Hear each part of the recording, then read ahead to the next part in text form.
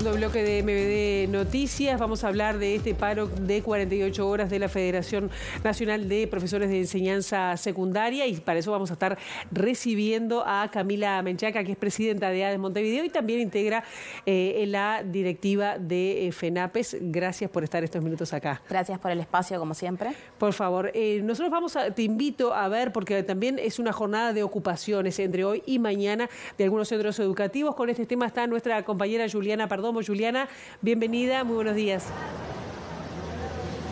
Pilar, muy buenos días para todos. Exactamente en este marco de 48 horas de un paro que ya comenzó a regir en esta jornada. Desde las 7 de la mañana hay ocupaciones en el Liceo IABA, ubicado aquí en la calle José Enrique Rodó. Al igual que esta institución, hay otras 4 más ocupadas. Hablamos del Liceo 9, también el 51 y el Bauzá, al igual que el 62. En este caso, FENAPES está llevando adelante esta medida que se va a desplegar también en la jornada de mañana, y se va a activar el paro en otros sectores de la educación, por ejemplo el inicial y también en primaria, que habrá medidas de paro en Canelones y Maldonado, no así en Montevideo. También este paro se va a extender a la educación en privada, así como también a la SUTU a nivel nacional. Recordemos que en las últimas horas declararon las autoridades del CODICEN, mencionando y catalogando que este paro era político, y también instaron a las familias a que manden a sus hijos a las escuelas y a los liceos, porque según manifestaban ellos ya se hicieron los trámites para que se desarrollen las pertinentes desocupaciones en esta jornada, que les reitero que será de ocupaciones en distintos liceos de Montevideo. Nosotros vamos a continuar trabajando por aquí, vamos a llevarles más novedades sobre el mediodía para que ustedes continúen desarrollando allí desde estudios con la entrevista a Menchacas. Recordemos que en la jornada de mañana también a estas medidas de lucha se va a sumar un paro del PIT-CNT con una movilización muy importante. Muchísimas gracias, Juliana, que además todo esto nos da el marco en que se desarrolla este paro de 48 horas. ¿Cuáles son los motivos que llevaron a esta medida? Bien, estamos en un proceso que ya hemos caracterizado de transformación educativa, que decimos que no fuimos escuchados lo suficiente en ese contexto, lo que hace que el año que viene sea un año de muchísima incertidumbre, tanto para nosotros como para los estudiantes, con un conjunto de modificaciones respecto de las orientaciones, la forma de elección de las mismas, y un conjunto de asignaturas que modificaron su carga horaria, siempre en negativo, para generar un conjunto de optativas o elegibles que no está confirmado que vayan a estar en todos los liceos. Eso, en primer lugar, genera que nosotros tengamos menos horas de trabajo disponibles. En ese contexto también hay un recorte de grupos muy importante previsto para el año que viene, en donde se establece como simbólicamente el caso más grave en el Bauzá, que es en donde se quita un turno entero, 27 cuartos. En ese contexto es que nosotros nos encontramos ante una elección de horas de muchísima incertidumbre, con menos horas disponibles, es decir, con menos cantidad de trabajo para nosotros, lo que significa obviamente desempleo, subempleo, precarización laboral, y además una incertidumbre enorme respecto de los estudiantes, que realmente nosotros no sabemos qué va a pasar, por ejemplo, con los estudiantes que tengan que repetir alguno de los años, que tengan que recursar algunas asignaturas. No sabemos qué va a pasar con eso, los estudiantes nos preguntan, no tenemos respuestas, y estamos atravesando un proceso de concurso bastante complejo, en donde se planteaba la efectivización de cerca de 6.000 docentes, y nosotros planteamos que más de 2.000 no vamos a poder elegir en el marco de este concurso. Yendo por partes, justamente la presidenta del CODICEN, Virginia Cáceres, dijo que en realidad hay más grupos en todo el territorio nacional, y que en lo que tiene que ver con el Bauzá concretamente se van a distribuir en otros centros, como que se sacan todos los cuartos. ¿Cuál es lo que ustedes dicen que, bueno, efectivamente hay una reducción de grupos? ¿Y cuántos, horas docentes y en qué materias ustedes están sintiendo el mayor riesgo? Bien, en primer lugar, si ellos están estableciendo que hay más grupos, que muestren los datos. En lo que es el Observatorio de Políticas Educativas, los datos de 2023 y de 2024 no están. Lo que están son los datos de hasta el 2022 y entre el 2019 y el 2022 tenemos a nivel país más de 500 grupos menos. Entonces, si ellos dicen que hay más grupos, que presenten los datos para poder efectivamente tener un debate público sobre la base de la realidad. Lo que nosotros hemos detectado en estos últimos años es una reducción inmensa en los grupos, también en 2023 y 2024. ¿Qué está afectando en qué departamentos especialmente? En todo el país, en particular nosotros en Montevideo tuvimos el año pasado la pérdida de casi de 18 grupos en el IABA. Y para el año que viene se prevé la pérdida de más grupos. Es decir, teníamos 46 grupos diurnos, el año que viene van a haber 26. Es decir, ¿con salones sobrepoblación vacíos. Aumenta el número de alumnos por clase? Exactamente, sí, aumenta el número de alumnos por clase y se llevan a instituciones que no tenían la característica de incorporar grupos de cuarto, quinto y sexto a esos otros liceos como el 1. En el caso del Liceo Bauzá se le quita un turno completo, 27 cuartos. En la zona no hay salones disponibles para colocar esos cuartos. Entonces, si están planteando una redistribución, que nos digan exactamente dónde pretenden que esos estudiantes vayan. Porque si nosotros observamos los liceos de la zona, no hay espacio para colocar esos estudiantes. No nos están diciendo vamos a colocar contenedores, vamos a alquilar un edificio. De hecho, eso no está sobre la mesa. Se está planteando a nivel informal la posibilidad de enrocar grupos, pero sacar un grupo de un lado y ponerlo en otro no aumenta la cantidad de grupos. Y si sacamos un turno entero que tiene una cantidad importante de grupos, eso desaparece. Claro. Son horas de trabajo y son estudiantes que no van a tener a dónde ir en cuarto año de liceo, porque sabemos que el Bauzá es un liceo que en términos de transporte es muy accesible y es a donde estudiantes de todo Montevideo e incluso de Canelones y de San José eligen ir porque es lo que en términos de transporte le habilita llegar. Te pregunto, ¿por qué se decidió un paro de 48 horas y no de 24? Que además ha sido muy criticado, y ahí en la segunda parte de la pregunta, por distintas autoridades y esa autoridad, porque ahora pienso en Robert Silva, que fue presidente del CODICEN, también fue muy crítico. No tengo acá, lo tengo en algún lado, es una canallada contra los hijos de los trabajadores, dijo Robert Silva, entre otras cosas.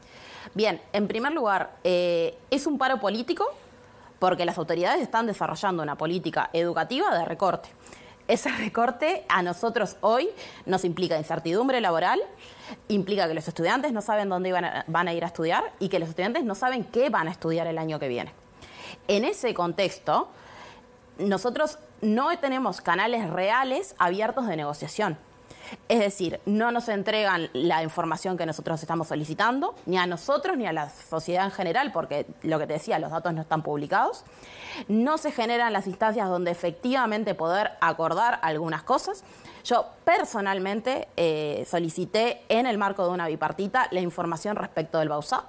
A mí se me dijo personalmente que no había forma de sacar los grupos del Bauzá porque no había lugar en otros liceos y a la semana se estaba yendo a la institución a plantear que eso iba a modificar. ¿Y qué explicación dieron? La explicación es que con la carga horaria de la transformación educativa no es posible sostener 3 turnos diurnos y 1 nocturno. Suponiendo que eso fuese así, ¿por qué un lunes se nos dice a nosotros que no es posible quitar los grupos de ahí porque no es posible reubicarlos? Y el sábado se nos establece a través de mecanismos informales que efectivamente esos grupos no van a estar más. ¿A qué atribuyen esto? Es decir, ustedes siempre han dicho que la transformación educativa se ha hecho de espaldas, sí, o sin la consulta de docentes. ¿Es así? Sí, o sea, nosotros lo hemos manifestado en múltiples oportunidades. La SATE de todas las instituciones del país, menos 2 liceos, plantearon que no estaban de acuerdo en la transformación educativa por forma y por contenido. Es decir, no solo cuestionamos los aspectos que tienen que ver con la cantidad de horas, los planes de estudio, el reglamento de pasaje de grado, sino que también el nivel de improvisación que nosotros tenemos genera un caos efectivo en el desarrollo. Nosotros estamos sistemáticamente teniendo que informarle a las familias modificaciones que nosotros no tenemos claro. Pero no solo nosotros, las autoridades no saben cómo van a hacer algunas cosas. Y en ese contexto, nosotros no le podemos decir a los estudiantes qué va a pasar el año que viene. qué materias van a tener el año que viene, cuáles son los planes que van a estudiar el año que viene, qué contenidos van a tener. ¿Ustedes no saben eso? No. ¿De qué clases no saben? Quinto y sexto. Nosotros no sabemos qué va a pasar en quinto y sexto. No sabemos qué pasa, por ejemplo, con los estudiantes que este año no aprueben quinto año. ¿Qué va a pasar el año que viene? No sabemos si van a poder cambiar de orientación en esto de que ahora las orientaciones van a ser más flexibles entre quinto y sexto año. No sabemos cómo se va a efectuar todo lo que tiene que ver con las asignaturas previas que algunos estudiantes arrastran.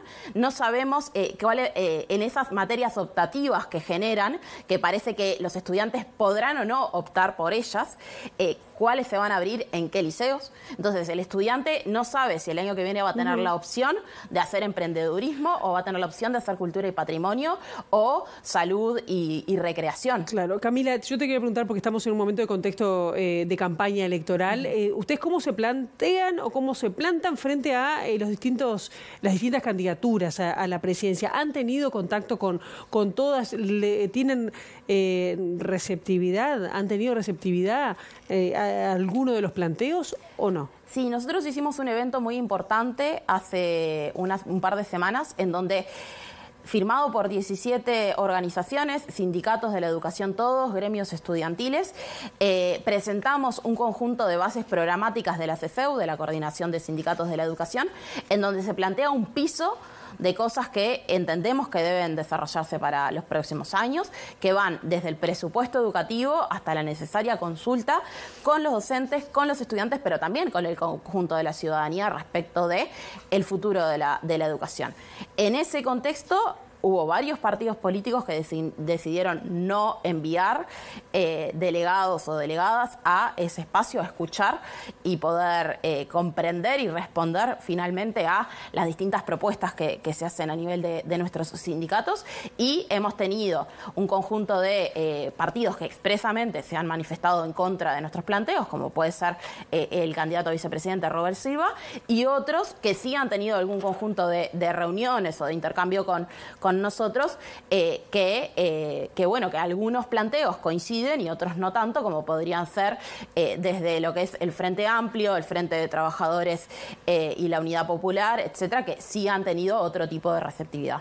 Bueno, ¿cómo sigue esto? Y ya tenemos que terminar, pero ustedes presentaron una denuncia penal ante el director de Educación, porque dijo que eran un acto terrorista, ¿no? El hacer este paro, y también lo presentaron a nivel internacional, ¿no? ¿Cómo sigue esto? ¿En qué está? Sí, nosotros venimos preocupados por la escalada de represión hacia nuestro sindicato en términos concretos y en términos simbólicos. Desde la apertura de sumarios a docentes, desde los compañeros de San José, el director del IABA, compañeros sancionados por haber desarrollado paros, compañeros que no tuvieron la posibilidad de desarrollar reuniones, asambleas de núcleo sindical dentro de las instituciones cuando está establecido expresamente que sí podemos hacerlo, hasta los actos simbólicos que implican caracterizar de determinada forma una medida que es constitucional. Nosotros tenemos el derecho constitucional a realizar un paro. Y en este contexto en donde no se están generando las garantías para negociar y no se está negociando de buena fe, peligrando nuestras fuentes de trabajo y peligrando la trayectoria educativa de los estudiantes, nosotros tomamos una medida que es legítima y legal. Que se nos plantee en ese momento que nosotros estamos generando un acto terrorista, nos parece que es grave, pero además viene en la misma línea de lo que ya se ha venido planteando, ¿no? Que nosotros estamos generando más caos que el que generan ellos, cuando en realidad nosotros no tendríamos que tomar estas medidas si ellos efectivamente se sentaran de buena fe a negociar con nosotros. ¿No hay buena fe? No. Es lo que yo te planteaba hoy. Si vamos a una instancia, se nos dice que algo no va a suceder y en la semana sucede efectivamente, no tenemos condiciones para negociar. Si no se nos da la información y no se publica al respecto de eso y nosotros no podemos hacer observaciones, si no se nos dice en qué liceo se van a colocar las optativas, no hay forma de poder negociar efectivamente y llegar a una conclusión en común. Camila Menchaca, gracias por estos minutos y bueno, seguiremos atentamente cómo sigue todo esto. Gracias por el espacio. Nosotros